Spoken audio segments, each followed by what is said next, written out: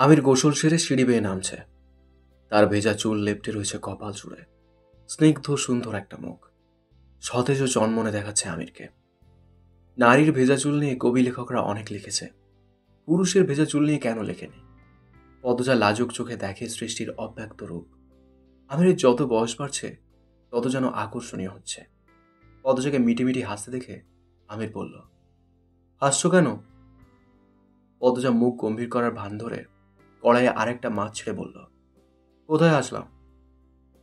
আমি কখনো ভুল দেখি না। আমির ইচ্ছে করে পদ্মজার শাড়ির আঁচল দিয়ে চুল মুছল। সূক্ষ্ম চোখে পদ্মজাকে দেখল। পদ্মজার ঠোঁট টিপে হাসছে। আমির দ্রুত নিজের পুরো শরীর পরখ করল। কোথাও সাবানের ফেনা লেগে আছে নাকি? আয়নার সামনে দাঁড়িয়ে সাবানের ফেনা কোথায় লেগে আছে খুঁজে বের করার ব্যর্থ চেষ্টা করে। কিছুই তো নেই, তাহলে হাসছো কেন? দ্বিধা ভরে প্রশ্ন করল সে। পদ্মজা সশব্দে হেসে উঠল। আমির জেনে গেছে এরকম একটা ভাব নিয়ে বলল, বুঝেছি, মজা নিচ্ছ?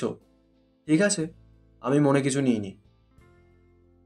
তার ভাবভঙ্গি দেখে মনে হচ্ছে যেন সে পদ্মজার অনেক বড় অন্যায় ক্ষমা করে দিল। পদ্মজা ব্যস্ত হয়ে টেবিলে খাবার পরিবেশন করে।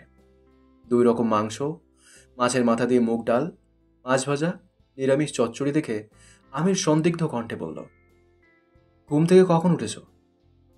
পদ্মজা বলল, কিছুক্ষণ আগে। এত দ্রুত এত কিছু রান্না করা সম্ভব না। তোমাকে বলেছিলাম সকাল সকাল না উঠতে। তার কণ্ঠে রাগের আঁচ। পদ্মজা জবাব দিল না। জগে জল ভরে ভিন্ন প্রসঙ্গে গেল। অর্ডারটি কি পেয়েছেন? রাতে এ নিয়ে প্রশ্ন করার ফুরসত হলো না। শেষ বাক্যটি উচ্চারণের সময় তার স্বর খাদে নেমে আসে। বলা বাহুল্য, আমিরের কুয়েত যেতে বিলম্ব হওয়ার কারণ হঠাৎ পদ্মজার গা কাঁপিয়ে জ্বর আসা। এমত অবস্থায় পদ্মজাকে রেখে আমির কিছুতেই বাড়ি থেকে বের হতে চায়নি। পুরোপুরি সুস্থ করে তোলে, তারপর কুয়েত পাড়ি জমিয়েছে। আমির চেয়ার টেনে বসে হাস্য মুখে বলল, অন্য আরেকজন নিয়েই নিচ্ছিল, কিন্তু তোমার দোয়াতেই বোধহয় আমরা পেয়ে গেছি। রিজিকে যদি থাকে তাহলে যেভাবে হোক পাওয়া যায়। এখন তো অনেক কাজ। আজ অফিস যাবেন? পদ্মজাকে টেনে কোলে বসিয়ে ওর রক্তজবা ঠোঁটের দিকে দৃষ্টি রেখে আমির বলল, আজ কোথাও যাব না, শুধু তোমার সঙ্গে থাকবো। পদ্মজা শিথিল হয়ে আসলো। এতদিন আমির ছিল না, তাই তার হৃদয়ও চাইছে মানুষটা আজ সারাদিন তার সাথে থাকুক। ও প্রশ্রয় দিল। পরক্ষণে খাবার ঠান্ডা হয়ে যাওয়ার আতঙ্কে দ্রুত দূরে সরে গিয়ে বলল, খাবার ঠান্ডা হচ্ছে, আমার ক্ষুধা লেগেছে। আমির হো হো করে হেসে ফেলল। দুজন একসঙ্গে দুপুরের খাবার খেয়ে ঢাকা বিশ্ববিদ্যালয়ের কার্জন হল থেকে রাজা হরিশ্চন্দ্রের ঢিবি ঘুরে আহসান মঞ্জিলে পৌঁছায়। ঘুরতে বেরোবার সিদ্ধান্ত পদ্মজার। তার হঠাৎ করে আমিরের সঙ্গে ঘুরতে ইচ্ছে করছিল। আজকের আবহাওয়া সুন্দর, রোদ নেই, মৃদুমন্দ বাতাস বইছে সর্বক্ষণ। এমন আবহাওয়ায় বেরোতে কার না ভালো লাগে? বলুন তো, এই প্রাসাদের নাম আহসান মঞ্জিল কেন? হঠাৎ প্রশ্ন করল পদ্মজা। আমির দার্শনিকের মতো প্রাসাদটি দেখে বলল, কেন? আমির ইতিহাসে কাঁচা। সে তুখোড় ফার্সি, উর্দু, আরবি, ইংরেজি আর হিন্দি ভাষায়। এছাড়া হিসাব নিকাশ খুব ভালো জানে, কিন্তু ইতিহাস। পদ্মজা বলল, এই প্রাসাদের প্রতিষ্ঠাতা নওয়াব আব্দুল গনি। তিনি তার পুত্র খাজা আহসানুল্লাহর নামানুসারে এর নামকরণ করেছেন। থামল, শ্বাস নিল। পরক্ষণে আমিরকে খোঁচা মারতে বলল, মুক্তিযুদ্ধ কত সালে হয়েছে সেটা জানেন তো? আত্মসম্মানে প্রবল থাবা পড়েছে এমনভাবে হৈ হৈ করে উঠল আমির। মুক্তিযুদ্ধ স্বচক্ষে দেখেছি। তুমি জানো মুক্তিযুদ্ধে আমার কত বড় অবদান আছে? পদ্মজা হেসে আমিরের সাদা পাঞ্জাবির উপর থেকে শুকনো পাতা ঝেড়ে দিয়ে বলল, জানি।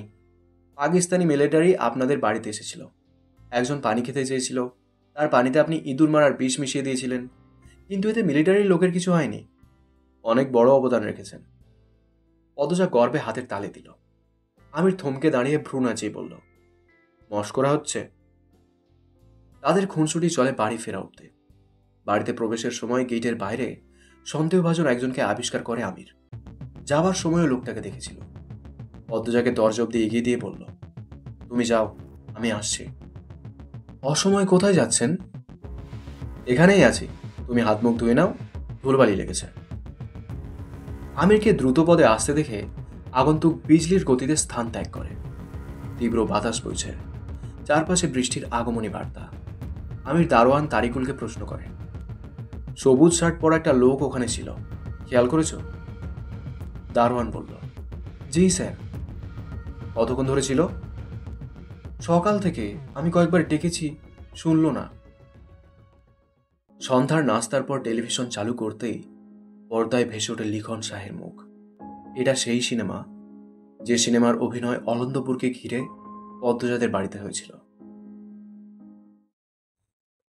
এতক্ষণ শুনলে পদ্মমীরের চতুর্থ পর্ব, লেখিকা ইলমা বেহরোজ, আর তোমাদের সঙ্গে রয়েছে আমি, প্রীতম।